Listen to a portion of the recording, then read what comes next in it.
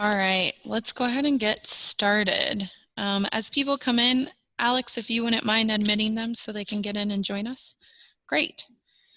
Welcome, everybody. I'm happy to have you join us today. It's our first virtual talk for the University Art Gallery this semester, and it's very exciting and new territory. And I, of course, always welcome feedback on things that could work better or didn't work so well, or whatever you may have as a viewer and a listener right now. So please feel free to let me know afterwards. Okay, my name, for all of you who do not know, is Alexandra Chamberlain, and I am the Gallery Director for the Department of Art and Design here at Indiana State University. Today we are gathered to hear from current exhibiting artist Michelle Burdine about her exhibit, No Fixed Center. A few announcements to get us started. The University Art Gallery, currently displaying Michelle's exhibit, of which I am sitting in right now. It's all behind me. As well as the Terman Gallery, which is located in the Fine Arts Building. That is currently displaying works by now retired professor Fran Latanzio, who is on this call. Hi, Fran. Those are both open Monday through Friday, 11 a.m. to 4 p.m. And the University Art Gallery is open on Thursdays from 11 a.m. to 7 p.m. So please feel free to come by. We are open, happy to have visitors with social distancing and practice, and of course masks as well.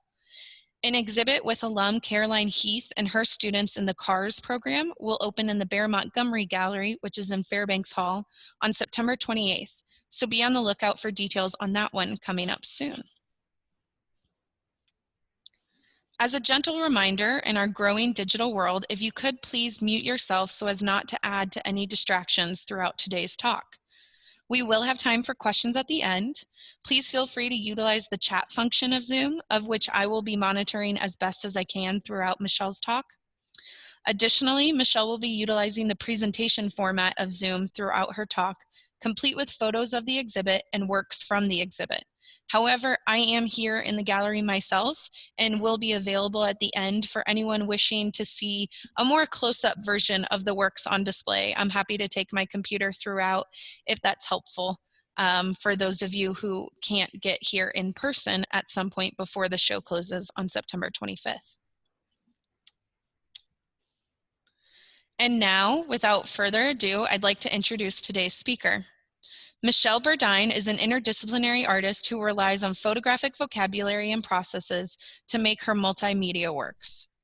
Burdine's extended study of the humanities and photography built the foundation for her visual exploration of socially constructed systems.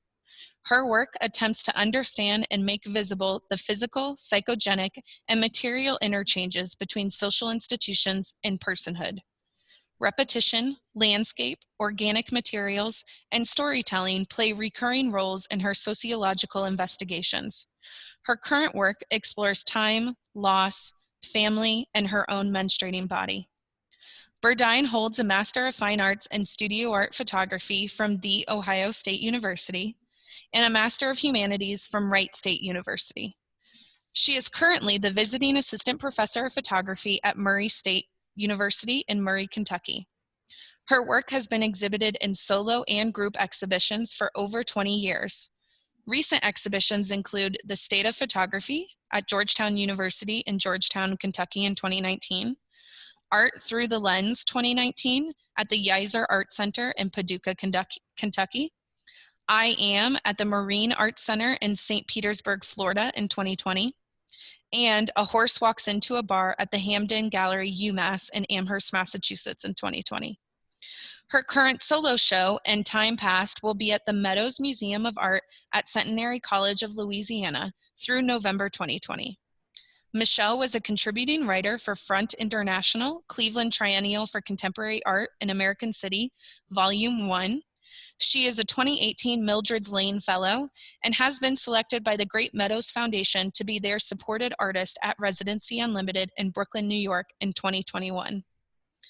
So, Michelle, I will now turn control over to you to move on through your talk. Okay.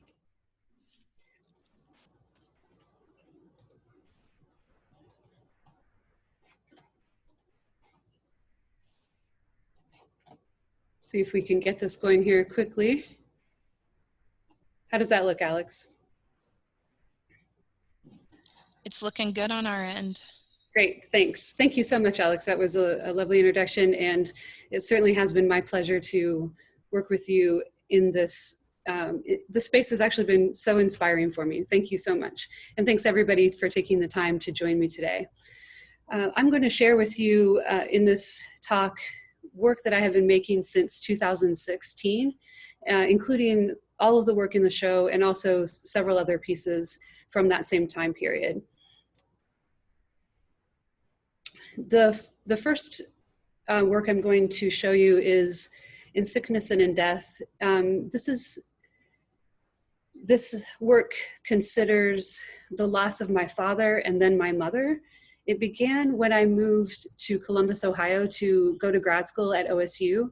And that move brought me closer to my parents. My mom had been diagnosed with a rare autoimmune disorder, which caused hardening of the liver.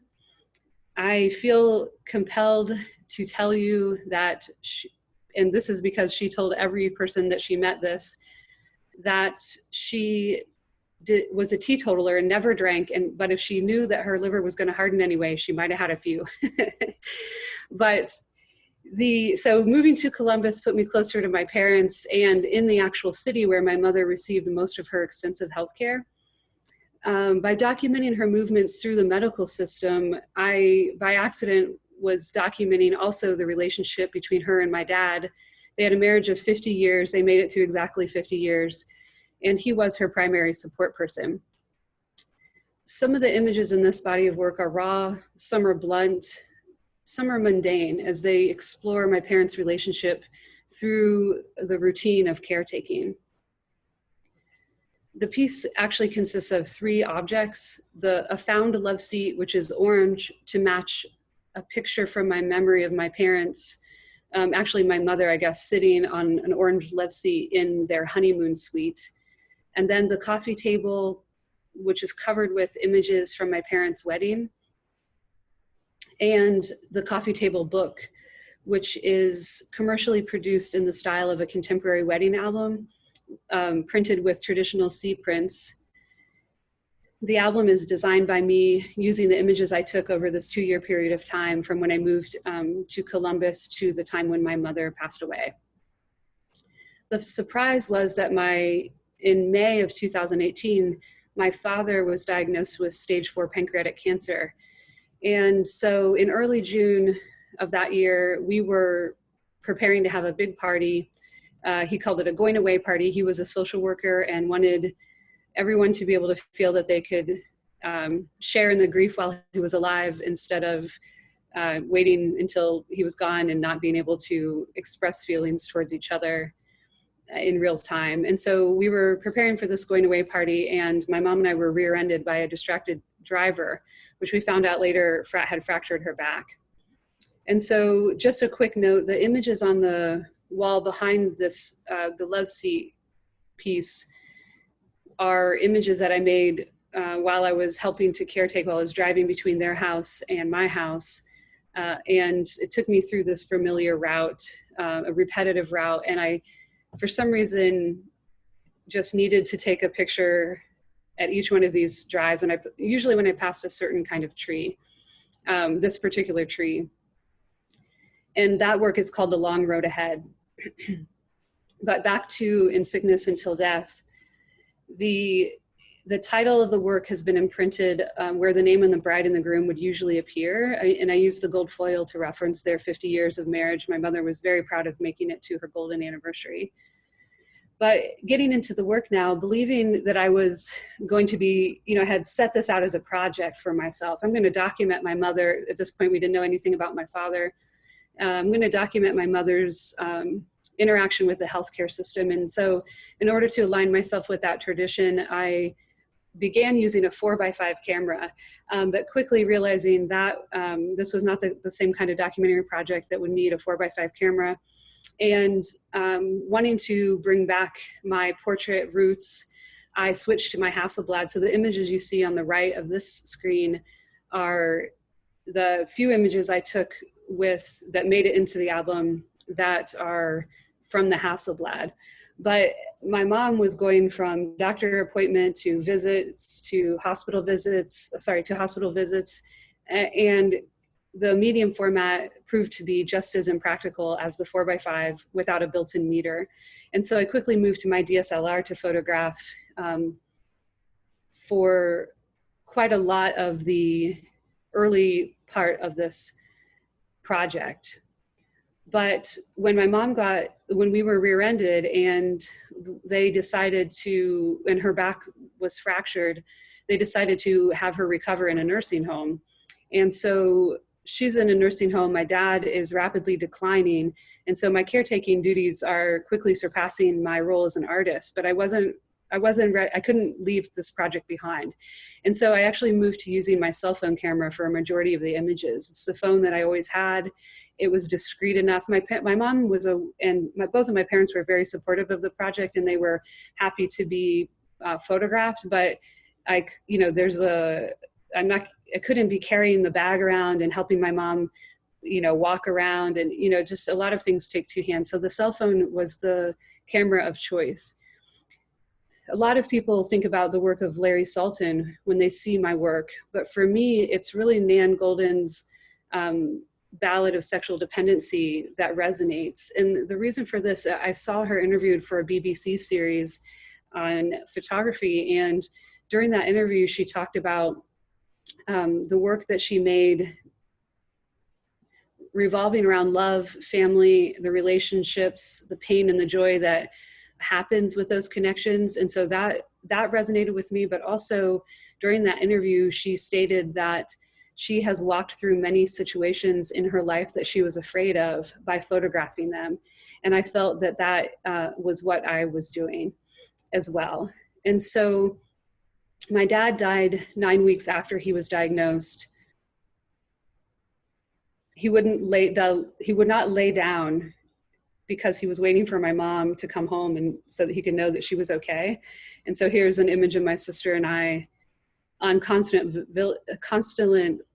watch. And finally, she did return back home after we had a back procedure 3 days before he passed away. And she ended up dying 10 weeks later. So this work tells one family's story of death, a story that was all-consuming, exhausting, shocking, even in its commonness.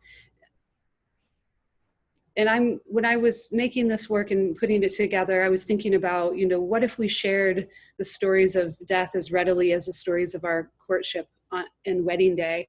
As I mentioned, my education began with portrait photography, and I spent some time as a wedding photographer. And anybody who has experienced this, either from a consumer or a photographer's point of view, there's a process of coming into a photographer's studio and maybe wanting to book them. And you're looking at other people's weddings albums in a kind of cozy atmosphere.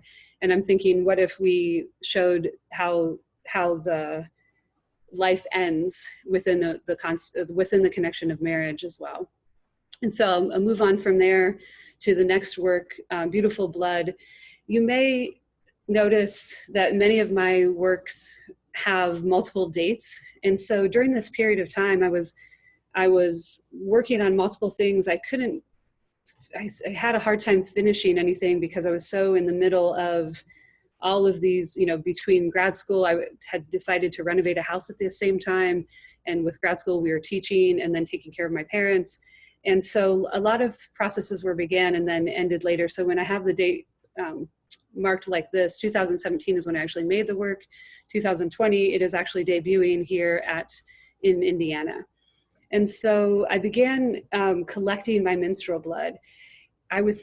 I know that I was seeing some type of connection between blood and family and motherhood, and then my own childlessness. I used Soft Cup brand menstrual cups to make Beautiful Blood. And here's a shot of the kit that I made. Once again, I started out very organized, placing the used cup on a 5x5 piece of acid-free board, wrapping it, labeling it. I had visions of everything being exactly in order.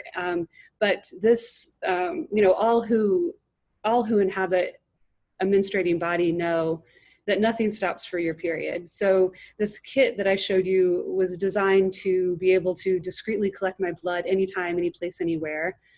Not pictured was the Rachel Ray lunch bag that carried my kit and ice pack around so that I could literally go anywhere without anyone knowing what I was doing. And not that it was a secret, but that I didn't care to talk about it with anybody at the time. And so each of these cards was made and stored, no progress or finishing on this project. Like, as I mentioned, taking classes, renovating a house, taking care of my parents, and teaching. And so at the time of making it, I didn't have a clear thought about what I was doing or why, but now it feels very clear to me that this connection between a body that keeps time organically and my lack of control over time, my lack of control over my mother's health, and the subconscious knowledge that I would be losing my mother without having become a mother myself. One coincidence, it wasn't planned, there happens to be one image for each year that I have been menstruating, which I think is a nice coincidence. For some reason, I always come back to my blood circles as a reference to. They're each a unique representation made with DNA.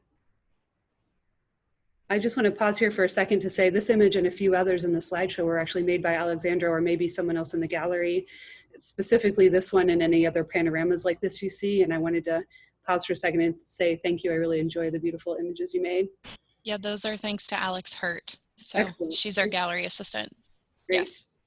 So the next work I'll talk about is not hanging up here. It is called Not Pregnant. And so at this point, I was working with my menstrual blood, and it's a significant part of my process.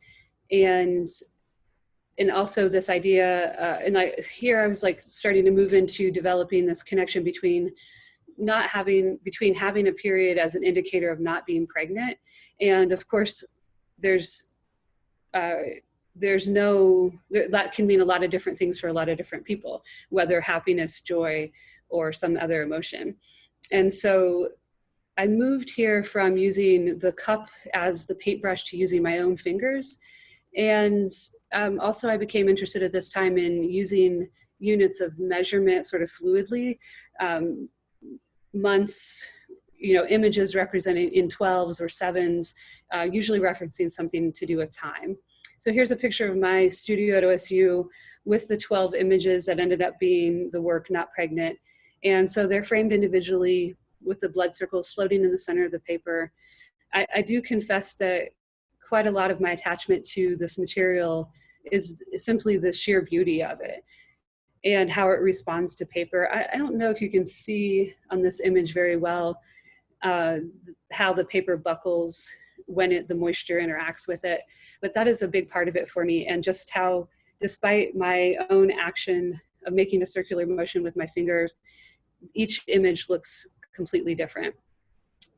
So yeah, each attempt at making a circle resulting in another unique round shape.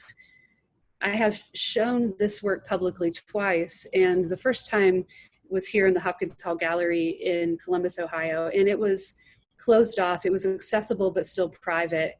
Again, the 12 circles representing months that turn into years for me of remaining not pregnant.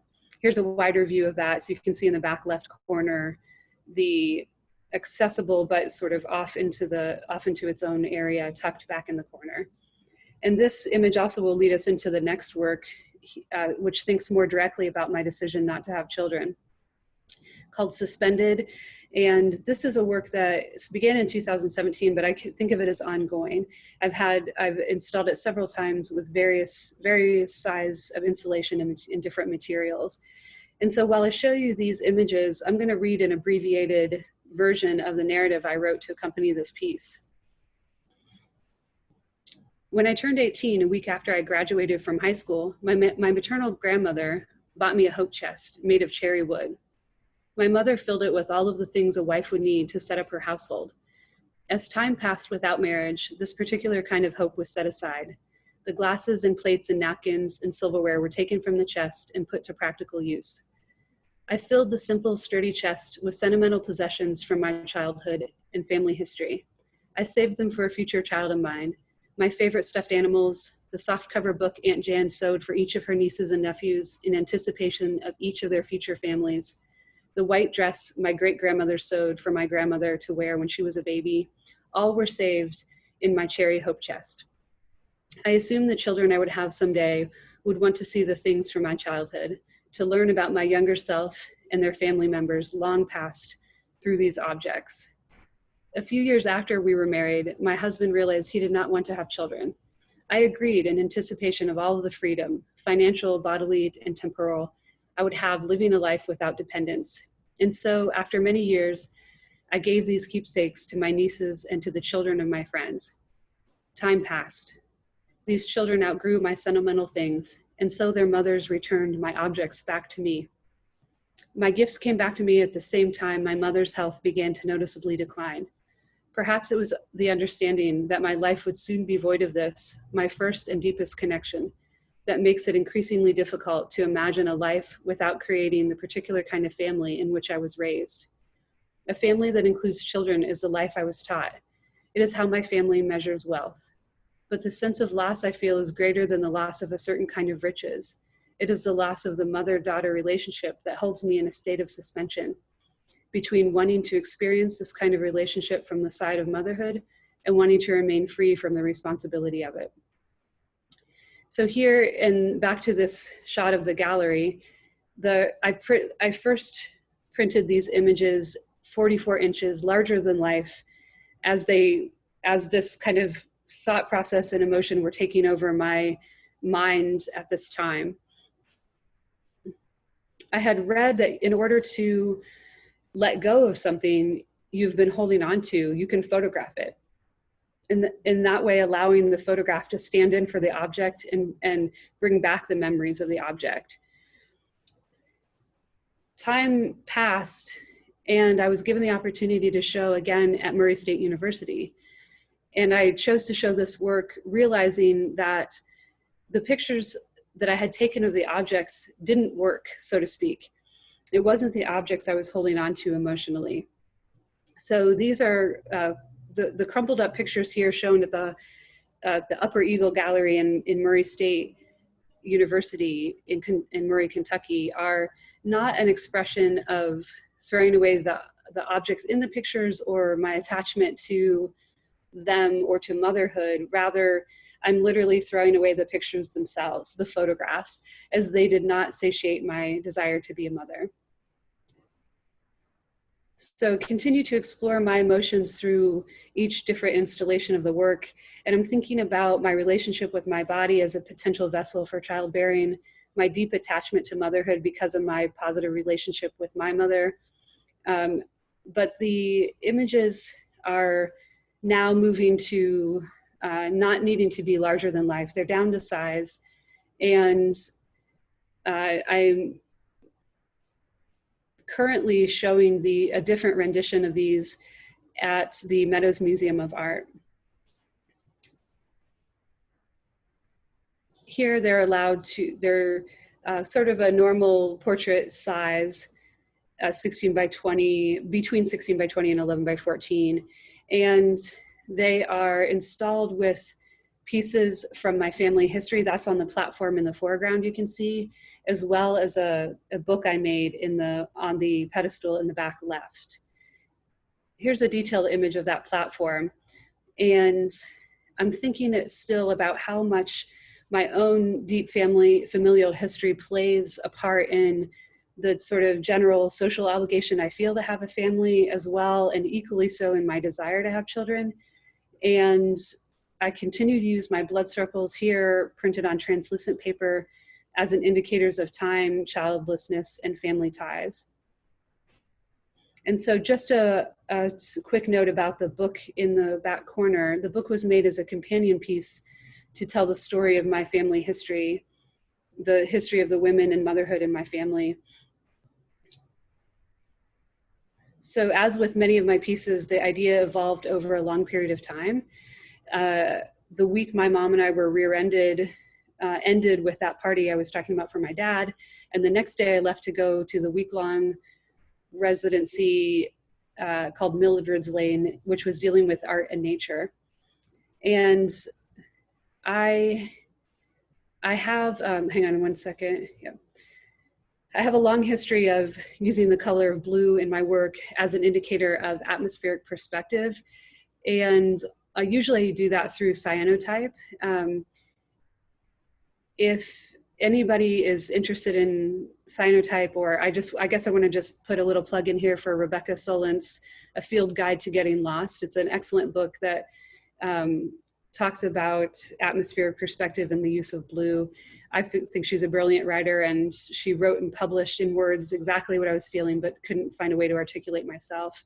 Additionally, this part of my process, this use of cyanotype, is influenced by Walter Benjamin's The Work of Art in the Age of Mechanical Reproduction. Cyanotype is also, was used mostly for blueprints, and so I like this idea of the house structure referenced. And so back to that residency, I was at Mildred's Lane, and we were working with indigo dye, which is what you see here. And I asked if I could dunk my entire sketchbook, which was empty at the time, and brought a new sketchbook, but wanted to know if I could dunk it into the blue vat. And I was granted permission, but not until the very end of the week when all other projects were done, because they weren't sure what was going to happen. And so I dunked my book and then carried home a soaking wet book in a piece of plastic. And I set the book on my windowsill and wondered what I could do with it. And it sat there for quite a long, like the rest of my grad school experience. And so, but with the more time that passed without me doing something with it, the more precious the book became, with this connection to my mom, because I was there when I found out that her back had been fractured. And eventually I was able to write a story in this book about some of the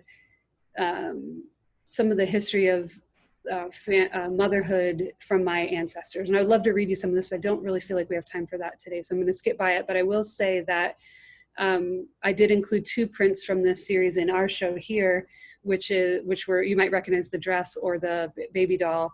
And that I just thought acted as an important visual bridge between the beautiful blood work and the In Sickness Until Death work.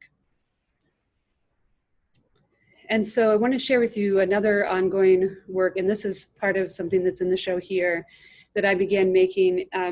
Each of these, several of these pieces I was working on literally at the same time, and they were all kind of thinking about these specific losses that were occurring in my life at this time. So the loss of my father, the loss of my mother, which I think of as separate losses, of course, even though they happened at the same time, just with the different relationships I had with each of them.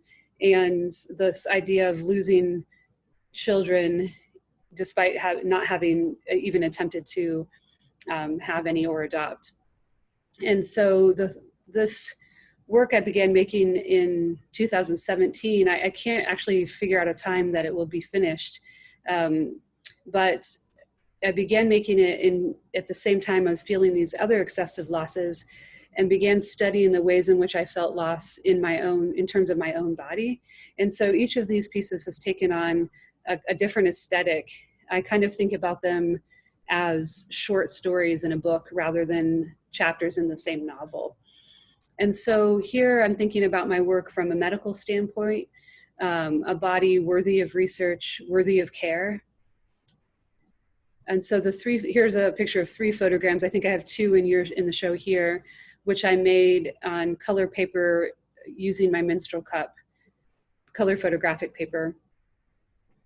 It reminded me of the outcome reminded me of a Petri dish. So I titled, the title references the seeming fear and myth associated with menstruation, and both historically and in contemporary political circles, and also historical misunderstanding of the female body in the medical community. The classic example, of course, of being the many unnecessary hysterectomies performed in an attempt to subdue the so-called hysterical woman. Or even my own experience of endless years, probably 10 or more of not being listened to before I could finally get an MRI to figure out that I did in fact need to have a repair on my shoulder.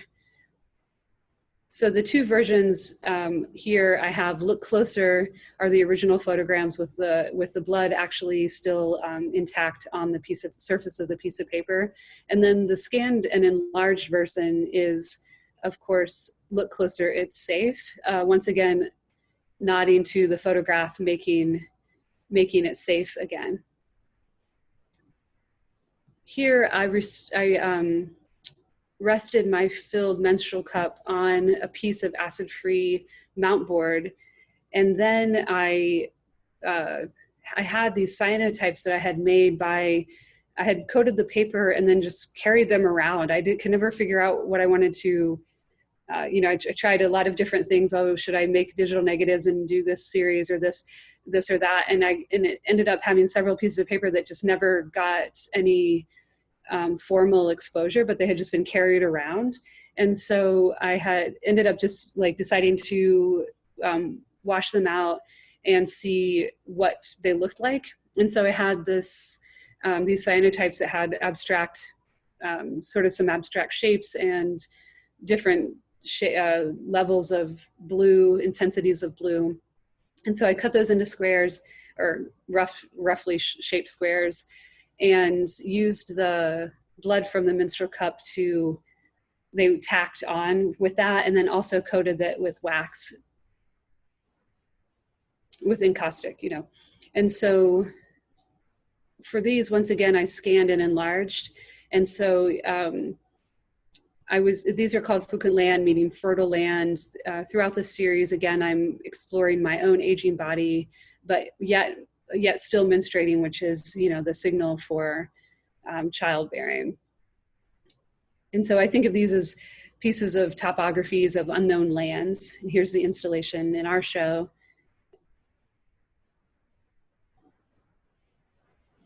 Another one that I put into this series is simply an enlarged, a scanned and enlarged version of a piece of paper pressed against my menstruating vagina.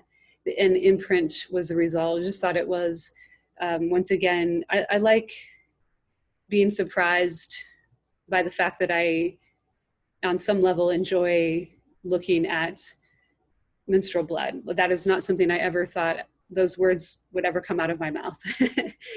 And so while I was thinking about my own body, there's also this connection with other menstruating bodies and the continued threat of the loss of ability to protect a body in a country where laws seem to be passed to protect, the protection of land is fine, but denying rights to protect certain bodies. And so I photographed my used menstrual cup here, just straightforward, blunt documentation, while thinking about the so-called pink tax, which taxes feminine products in the same way as we have a, quote, sin tax on unnecessary products like cigarettes or soda. Here's an image documenting my recent shoulder surgery, which I had indicated a minute ago, and the healing process. As I mentioned, I knew something was wrong in 2005. I began seeking medical attention for it in 2010. And it wasn't until March of 2020 I was finally able to get an MRI, which showed my labrum tear. Here's an image I made in March, picturing my unshaven legs, a nod to letting go of this obligation for myself. And also I think the hair growth pattern on my legs is funny. Because it starts below the knee and doesn't have anything above the knee. And so I think that a big part of many of these short stories in this book is the sense of humor, just lightening up a little bit. And so even though my feelings of loss were very intense, I was just wanting to explore them to find balance and humor and love and acceptance of my body as it is. This image captures my first gray pubic hair, turning the sort of comical shock of it for me into an aesthetically pleasing landscape of sorts. And so here's a picture of these in our gallery here in Indiana. And in conversation with those are two images of my mother's body. I titled these "My Mother as a Woman." These are actually two of the images that I made with the 4x5 camera that didn't make it into the book for In Sickness Until Death because they didn't seem to fit. I photographed them thinking about her feet. She was a diabetic and had a lot of trouble with her feet. And also her hands, she had terrible rheumatoid arthritis and could barely move, like grip anything with her hands at this point. And so her hands and her feet were a big part of our awareness of her worsening medical condition. And so I just sort of took images of those body parts. But when I developed the 4x5 negatives and printed them, I really saw my mother as a sexual being for maybe not for the first time, but it was quite apparent. And so I thought they worked well in conversation with the images of my own body.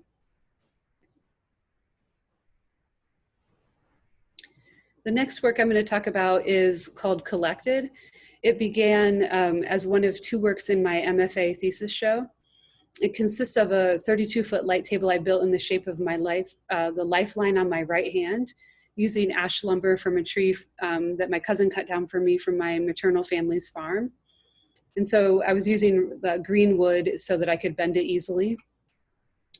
The light table was layered with over 400 pieces of tracing paper, one for each menstrual cycle I had to the date of the exhibition, each painted with a single circle, or technically the round shape, as there is no fixed center in these. The circle was made once again using my blood as the paint and my finger was the brush, and this time on tracing paper. And you can see a little bit better in these images how the paper kind of moved with this process.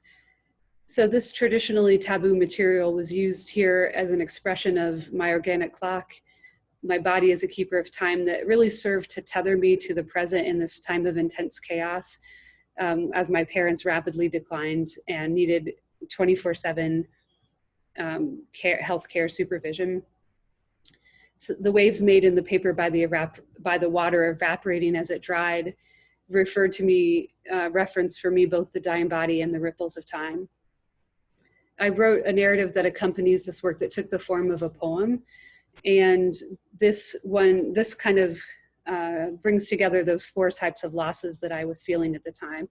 I guess I can read that to you now. I think we have time for this. Morning, morning, morning, morning. My father's sickness and death, the sickness and death of my mother, the loss of the children I will not birth, and the passing of my youth. Looking to study, words unspoken, actions not taken, and time that has already passed. My thoughts circle with each cycle. Collecting time to recollect, meditate, dissolve the mystery, curve the wall, let space in, and grasp the months just past, to gather, to hold, to let go of the years that are not coming back. My body keeps time with blood, and it does not apologize. It comes without permission or consideration, this biological rhythm, a lifeline in my grief, and I want you to see it. And so this time period in my life was so chaotic that it really was like my menstrual cycle appearing every 28 days was one of the few things that was kind of reminding me that a regular sort of life was going on around this like intense caretaking period of my life. And then, funeral arrangements and cleaning out the house and all these other kind of things that go with it. And then in combination with that piece, I had the second piece for my thesis show that was titled Earh Winter. I mentioned that I took a drive from my parents' house to my house as I was helping to care for them. And so this piece is an image, or is like a row of over 150 ash trees that I passed during that drive. 12 are pictured here, but the whole piece includes 24 images. And so I can maybe scroll through these images and talk about and read you the narrative I wrote to go along with these as well. In 2002, scientists identified the emerald ash borer, EAB, as the cause of the decimation of the North American Fraxus, commonly known as the ash tree. EAB is an insect that feeds on ash leaves and then lays its eggs in the crevices of the bark. The tree dies as the larvae mature and chew into the phloem, destroying the ability of the ash to transport nutrients from its canopy to the roots and water from the roots to its canopy. In 2013, my mom discovered she had been living with a rare autoimmune disorder that caused her liver to harden, slowly preventing it from doing its important jobs of regulating sugars, eliminating toxins, and converting nutrients into usable substances for her body. Over the next 6 years, she lost over 100 pounds as her body succumbed to malnutrition. Her decline hastened over the summer of 2018 when her back was fractured in a car accident days after learning her husband of 50 years had stage 4 pancreatic cancer. My dad died in July, my mom in October 2018. Increasingly intense caretaking became the new norm for myself and my siblings, followed by funeral arrangements, legal matters, sorting a home and a lifetime of belongings, and finally selling an empty house. Daily drives from my home to theirs became weekly, then monthly trips. Sorry, something happened with Zoom. Yeah, just click on your screen again. Did I do it? And now you should be able to keep going. Hopefully. Yep. There we go. Sorry about that. So let's see. Yeah, I'll just start with that again to get us back in the mood. Increasingly intense caretaking became the new norm for myself and my siblings, followed by funeral arrangements, legal matters, sorting a home and a lifetime of belongings, and finally selling an empty house. Daily drives from my home to theirs became weekly, then monthly trips. Each journey taking me past this row of over 150 ash trees, long dead yet upright, no longer living, but still observable. I'm comforted by their presence, by this visual record of death existing so elegantly among life. Is it really possible to die before our time, or is it just that we sometimes die before the living are ready to let us go? I was not ready to let them go. These images were made during the first snowfall of winter 2018 and 19 and made up the other part of my thesis exhibition. And here's an image of the full piece consisting of the 24 images. I don't mind showing them in 12 as reference to months or hours, or 24 as a reference to months. But now that I've come through the grieving process, the 24 also for me references the second year of grief, which I didn't realize was quite important in the grieving process. And so time has passed and my feelings of nearly drowning in this grief have shifted. And so I made a new version of Collected to represent this shift, the 4 griefs now separate instead of all in a line together, each with their own space, each still attached to one another from certain angles, yet colliding from another angle. Using still the same wood from the same ash tree from my family farm, I made 4 6-foot by 14-inch light tables, loosely referencing, the 6-foot coffin. And so the title of the show here comes from my years worth of attempting to make like these freehand circles. An impossible task for me is the creation of the perfect circle is dependent on that fixed point in the center. And without that center, that round shape can be achieved, but never a perfect circle. And so I was thinking of circles as being closed and offering protection and space inside, whereas the shapes I'm making are often permeable and often leaky and messy. And so I felt like I was negotiating this world of systems that felt so chaotic, with my nuclear family abruptly losing my parents and my childlessness, and then my body, likely past its halfway point. And so just referencing the show title there. And so just to finish up here, I'll just show a couple more of the more recent work that doesn't have to do, it's like branching off of those 4 kind of entwined pieces. And so this one, 2019, started and finished in the same year. And so still wanting to talk about broadly about sickness in the medical institution and the experience of death, but maybe something slightly less personal. But among the lifetimes of possessions found in my family's house was what seemed like a lifetime of prescription medications. My parents both very much wanted to die at home, and so we chose hospice for both of them. Hospice shifts the like end of life focus from treatment of the illness to patient comfort, which is just a pleasant way of saying that patients get any amount of pain medication they want or need. And so this is a chemogram process in this work and the next one that involves painting a relief onto the black and white photographic paper, and moving it between fixer and developer to create these abstract works with unpredictable patterns and colors. And so for this particular series that we just saw, Too Sad for Society, I used, you need like some type of relief. And for that, I used lotion. And for the next one, I used baby oil and the prescription medication that was left in the house. And so they're similar kind of related pieces. So I'll just move right to the Morphine Dreams. This one I specifically titled each piece with something that my parents, again, conservative teetotalers, had not experienced opiates before. And so this provided some comic relief for us caretakers as their dreams and conversations became increasingly obscure. And this was one of the dreams that my mom had. I find it, and she woke up and told me, I find an old man in the woods and they're trapped and the fire is coming, spotted dog, and I take them home. You know, just some somewhat nonsense. My dad, oh fish, go fish. He wanted a different hand. If anybody's played Go Fish, like this hand was not good, he'd take another one.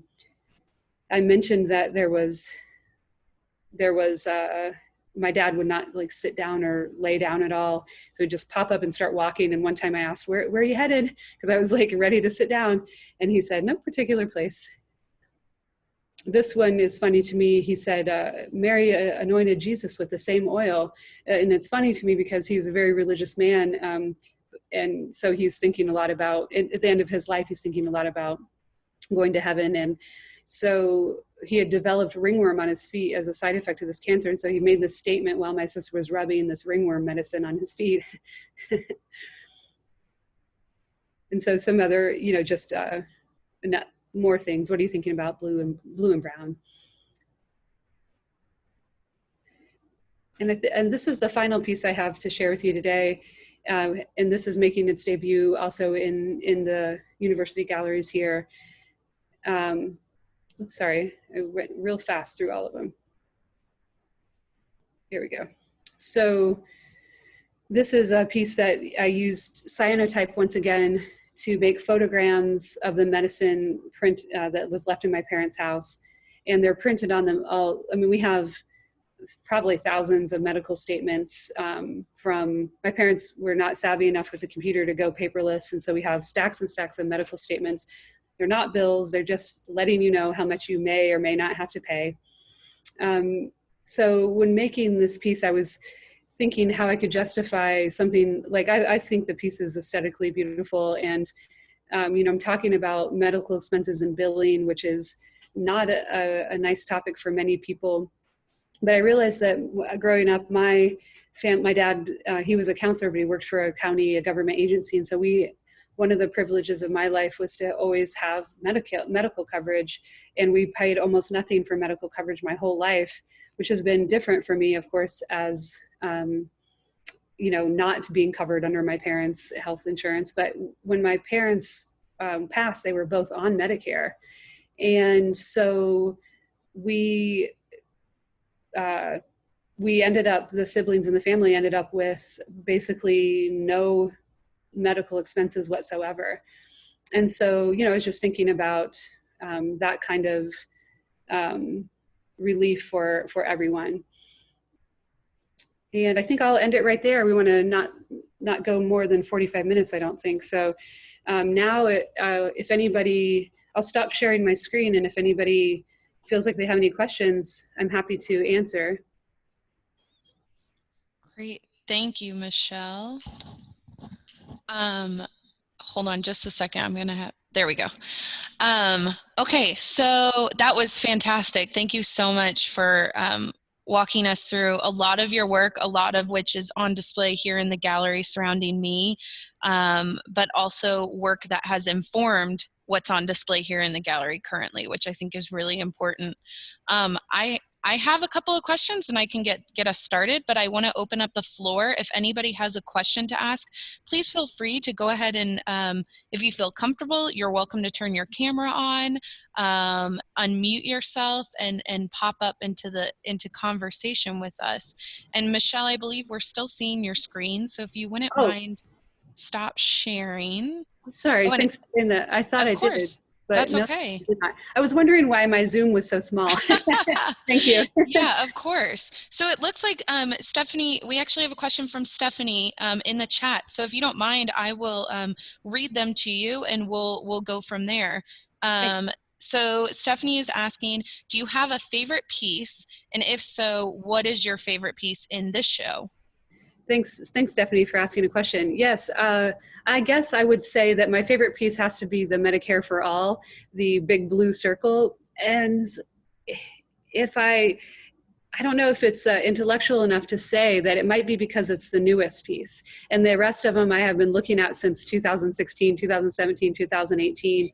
I'm not sure if that's accurate or if it's that I feel that it's possible that it includes more people. You know, I worry a little bit about the other work being so very personal. But what's interesting is I've had many people come up to me and say how they also had this experience of death with their parents or with somebody else in their life. And so I am slowly realizing that the personal work is more universal than maybe I give it credit for.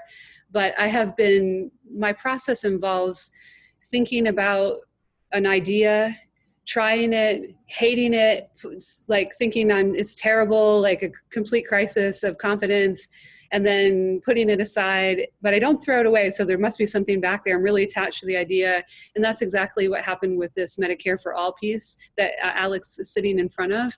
It's that I put it away and I couldn't believe like it didn't come out at all, you know.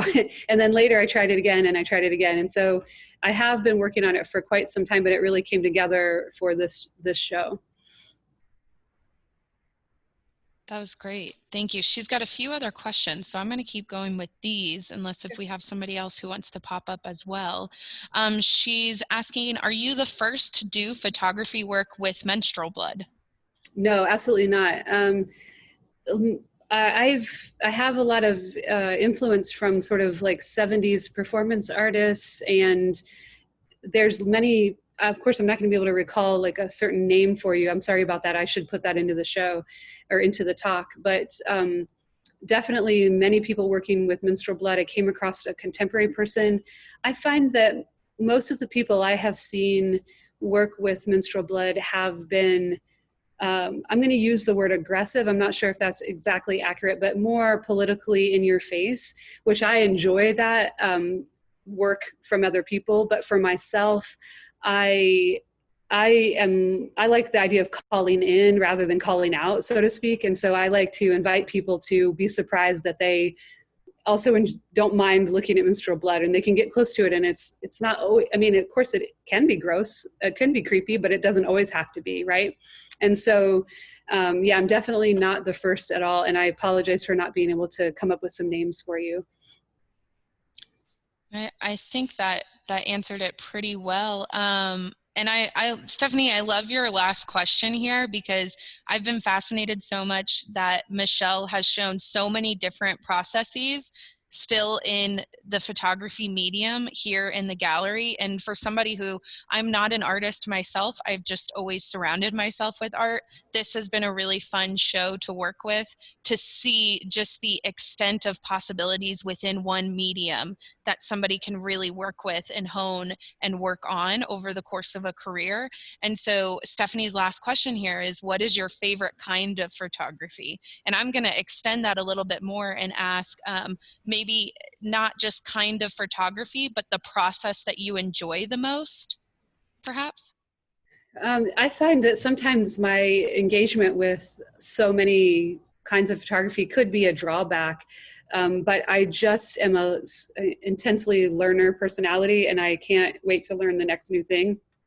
But instead, another approach then is to, instead of learning everything a little bit, to learn a lot of things really deeply. And so I'm not particularly advocating what I do, but it is, I have to be true to myself, right? And so I would say, I just keep going back to cyanotype, this blue behind you. And it's funny that before I made this piece, I guess I didn't have a whole lot of cyanotype image, like full bodies of work. But for me, I'm attached to it because anytime I don't know what to do next, or I'm feeling lost, or I don't have an idea, I just start doing some cyanotypes. Like I told you about the one, I just painted cyanotype and never did anything with it. So there's something for me about it that helps in some way, and somehow is integral to my process, whether or not I make a final piece with it. It's, I know what it is. Thanks for asking this question. I figured it out just this moment. It's that I spent a long time not engaging in the fine art world because I felt a strict division between commercial and fine arts. And I was taught that the two camps were opposite and they couldn't interact. And I had when I was 18 years old, selected to be on this side of the camp, and there's no way I could get over here. And finally, I met a mentor, Tracy Longley Cook. She's the full-time faculty at Wright State University. When I was getting my Master of Humanities, I was actually thinking of leaving photography altogether because I knew I wasn't going to be able to do commercial photography work anymore. It wasn't going to sustain me creatively, intellectually, and I was really like suffering in that way. Like, I don't know what I'm going to do with the rest of my life kind of thing. And I was like, I guess I'll get a humanities degree. Like, how impractical is that? But I kept studying photography, and finally I just took my very first actual fine art class from her. And in that class, it was a historical processes class. And I did a body of work with cyanotype. It was called The Perfect Piece. It's on my website, and it was thinking about the extent we go to as a society to make these perfect looking foods. I read an article about French fries and how all this potato waste, because there might be a little ding on it and we can't possibly have an imperfect French fry, my God, And so I made these food photograms essentially. And I think, I think probably that, that process was when I finally was able to switch my brain, my mind, my whole way of thinking, and realizing, of course, the fine arts are my home, and photography does not have to be in a separated camp. That's silly. And so, yeah, thanks for asking that question. That's great. Stephanie says, thank you so much for answering her questions. Your art is amazing. Thank you, Stephanie, for attending today's talk and for participating with us. Are there any other questions from the visitors, the other participants in here? I want to make sure I'm definitely paying attention and giving room to anybody else who may have a question. You're welcome to turn on your mic and ask through sound, or you can type in the chat. I'll give them a minute to think about that. And while they're doing that, I do have a question for you as well, sure, if you don't mind. So there's a lot of storytelling through your work, and I'm wondering, from a purely student standpoint, how do I word this properly?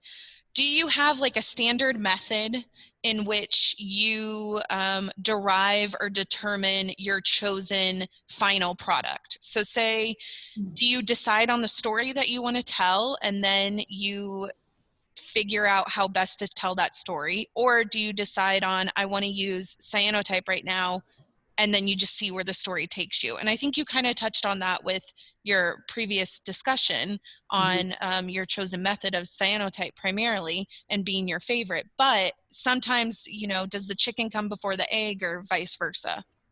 Oh, no, actually, I don't know what will happen in the future, but to get to this point, I really had a hard time accepting myself as a storyteller, and that being an acceptable point acceptable thing to do at all. And so I had quite a lot of angst, and maybe as indicated by the fact that these projects went on for years, but I think it's just that you know, like I had a lot of mentors at the Ohio or at Ohio State that they thought of a project and they actualized that project. And my brain doesn't work that way. Most of the time I'm thinking of all of these colliding forces. I have a whole nother story about how that came about. We won't take time for it today, but I definitely, I just go ahead and make when I'm making, and then as it develops out, and I feel that I know what next step, for instance, my suspended is going to take, and it's going to take the form of collage, because now that I see those two, like the platforms separated from the images in the back, they're too far apart. You know, they need to be like actually layered, but I can't see it until I look at it somehow. And so I really use the gallery space to work through these things. And I feel like most artists and the people I've looked at, I only see their absolutely end finished result. And so it makes it seem like, wow, they've really got it together. You know, they just like think of an idea and do it. And I'm like, I'm a failure, complete failure. You know, that I've never done that. And in fact, I'm so, you know, whatever the word is, I don't even mind like putting out all of my failures on my website in gallery talks for everyone to see, like, here's what I'm doing right this minute, you know? And so what you've seen here is most of the works have come from a 2 or 3 year period where I figured out finally what I was talking about in the form they're going to take. That's why In Sickness and in Health took so long.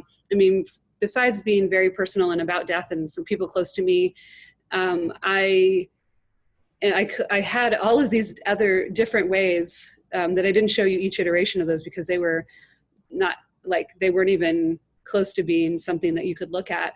But, you know, I took hundreds of pictures of my parents, and, you know, it was like looking at them, it was like, what did I make here? What did I capture?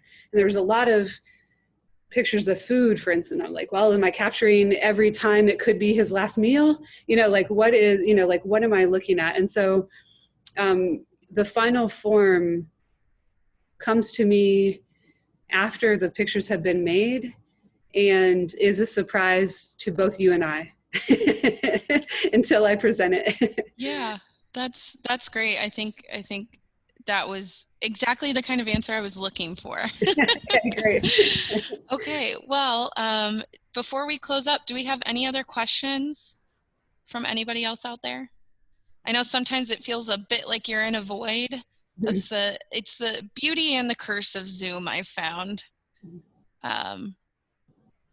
Okay. Oh, James. Wonderful. Okay, so James is asking, as a photographer myself, meaning himself, can you explain a little more about how you did the chemogram process? Sure.